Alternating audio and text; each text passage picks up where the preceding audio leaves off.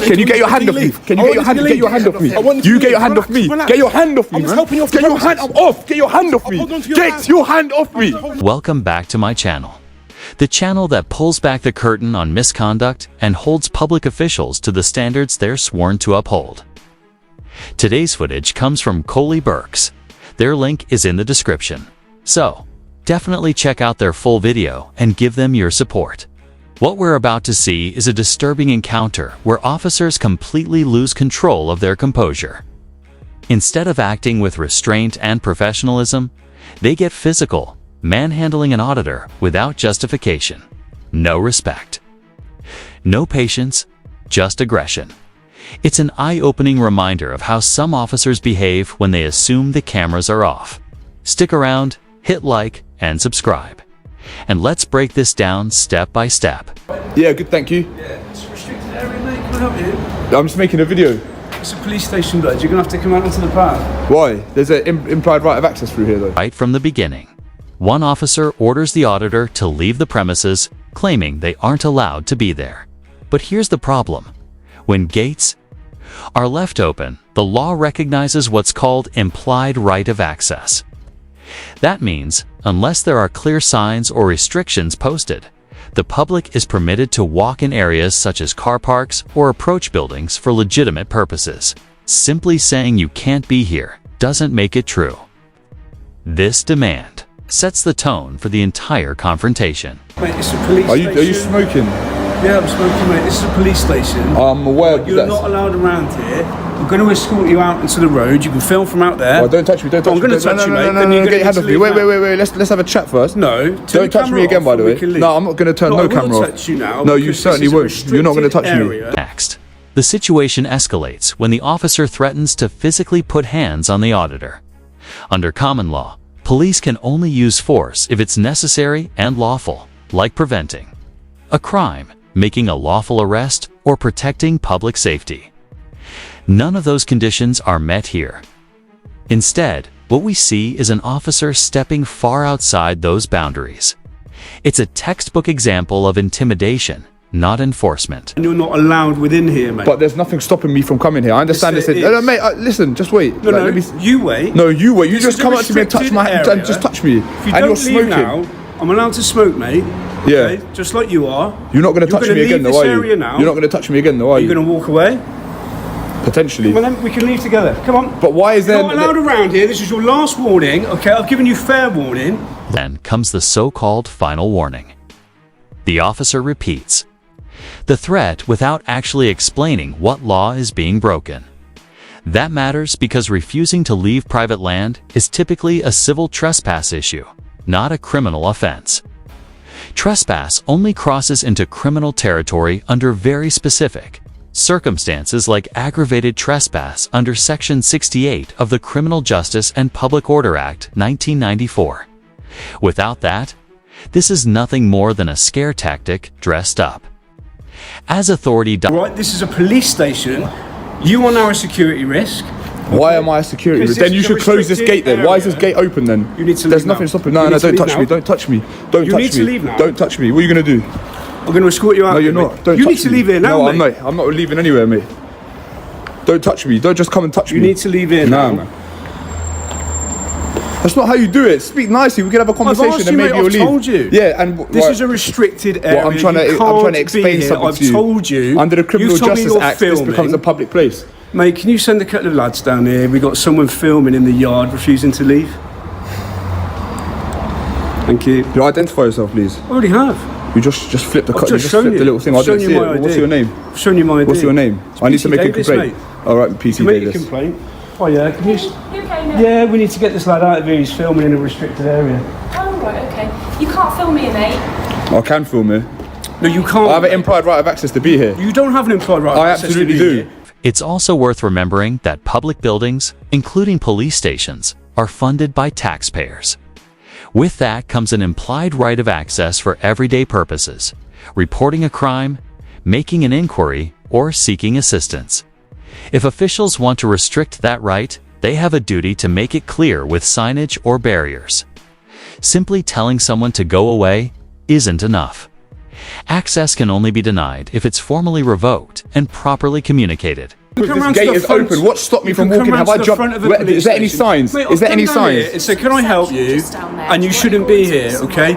You've jumped up straight away and gone. No, you've jumped up. You put hands on me. Yes, you put hands on me. Yeah, and you can escort me without having to put hands on me. This is why I'm going to stay. How would you like me to escort you without putting hands on you? I've told you to leave. Yeah, well, you didn't ask nicely, and I'm trying to explain why I'm here. I don't have to ask you nicely. Yeah, you certainly do. I've told you to leave. Yeah, you certainly do. Okay, and you're refusing. I'm refusing because I have a right to be here. I have an implied right of access. There's no signage. There's no gates. Right to be here, mate. Davis, okay? This is private property. The front of the house, okay, is a reception area where you can go and you can speak to the receptionist and you can film her all you like. And I've told you to leave, and you're not leaving. Okay. Now some people will come and escort you. Okay, together with me out of here because you're not leaving under your own accord, are you? Okay, you're not leaving when I've told you to leave. Let me explain something. There's no signage. There's no gate. I haven't hopped any fences. No, I'm being serious. There's no signage. Area. It doesn't say no public access. Okay. There's nothing like that preventing me. So this becomes a public place. So likewise then, there's implied. Look at this. It's implied right of access. You think that you do have a right of access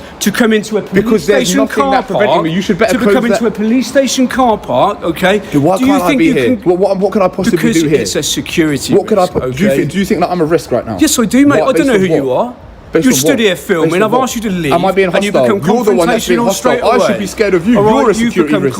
You are a security risk. Straight away when I've told you to come out here, I've invited you to come and speak to me on the pavement outside. You started barking orders and trying to put hands on me. I said you could come and speak to me on the pavement outside. You're the one who's refused, alright? And now you will be escorted from the premises because you're not leaving when I've advised you to do so. Alright? Come on, it's time to leave. Alright? Why is it time to leave? Let me explain. You're going to be leaving now. I've told you to leave. We can have a chat on the pavement. Is that what you're going to do? Once you're off the premises, my friend, you can film perfectly well on public property. If it's private, off you go right now. I won't ask you again hands on you if you don't. And if you resist me, I'll arrest you. Let's go.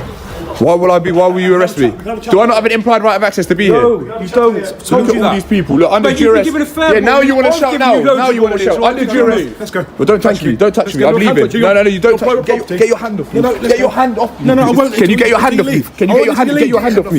You get your hand off me. Get your hand off me, man. Get your hand off. Get your hand off me. Get your hand off me. Get your hand off me. Here we go. How am I causing a disturbance? How am I causing a disturbance? Get your hand off me. Why are you all putting your hands on me? Yeah, what crime is that? Get your hand off me. Get your hand off me. I have an implied right of access to be there. Yes, I do, because the gate's open and there's no signage. Can you identify yourself? You just put hands on me without identifying yourself. So stop talking, let me explain to you then, okay? If you want to come down to reception... No, I don't want to come down to reception. Look, don't talk to me. No, let's talk. Let's speak. Can you identify yourself, please? You just put hands on me without identifying. I've tried to explain to you, but you're talking and talking and talking. All right, you explain. If you want me to speak, I want you to explain. If you don't, keep chatting on and get onto public property, okay? If you want to go into reception, make any complaint you want, or ask for any access you like, you can do that. Please explain. There's no implied permission to enter this property. All right, explain that then. There's a gate here and it's a closed premises. Explain that. Then why is the gate open? Nothing to do with you. Is it? Right. I'm telling you, this is private property. Why is there no signage? That's all I need to tell you. Don't worry about signage. I'm telling you. What do you mean, don't worry about? Of course I need to worry about signage. You can't be on here, okay? So, that's the end of it. Any other questions? No. Why is the gate open then? Any other questions for me? No, I've got no other questions. Would you identify yourself, please? Would you identify yourself, please? Just put hands on me. Back over there. So are we going to be this petty over whether I'm stood here or there? You're going to put hands on me again?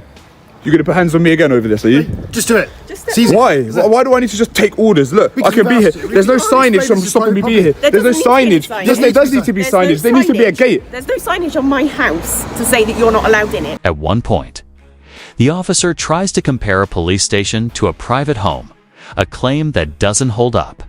A private residence belongs to an individual, while a police station is a public facility funded and maintained for community use.